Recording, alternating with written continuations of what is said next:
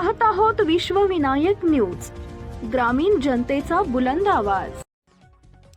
राज्यातील लाडकी बहीण योजना ही अतिशय लोकप्रिय योजनांपैकी एक योजना आहे।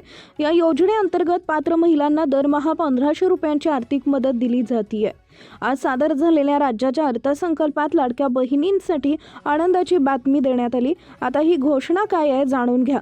आज विधानसभेत महाराष्ट्र राज्याचा सन 2026 ते 27चा अर्थसंकल्प सादर करण्यात आलाय। राज्याचे मुख्यमंत्री देवेंद्र फडणवीस यांनी हा अर्थसंकल्प सादर केलाय। हा अर्थसंकल्प सादर करण्यापूर्वी त्यांनी दिवंगत उपमुख्यमंत्री अजित पवार यांना श्रद्धांजली वाहिली आहे। त्यानंतर सर्वांना उत्सुकता असलेल्या लाडकी बहीण योजनेबाबत त्यांनी मोठी घोषणा केली आहे।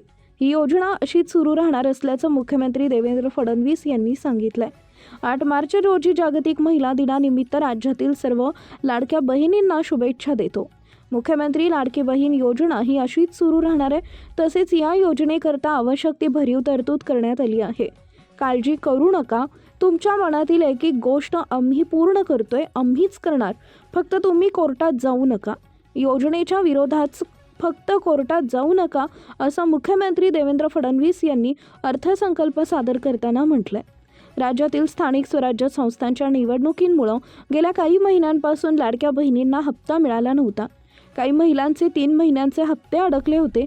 मात्र आता सरकारने जानेवारीचा हप्ता वितरित करण्यास सुरुवात केली आहे। काही महिलांच्या खात्यावर पैसे जमा झाले असून उर्वरित महिलांना 1-2 दिवसांमध्ये पैसे मिळण्याची शक्यता आहे। अनेक महिला पात्र आहेत, मात्र त्यांनी KYC केली नसल्याने त्यांना पैसे मिळालेले नाहीत। त्यामुळे अनेक महिलांमध्ये नाराजी आहे।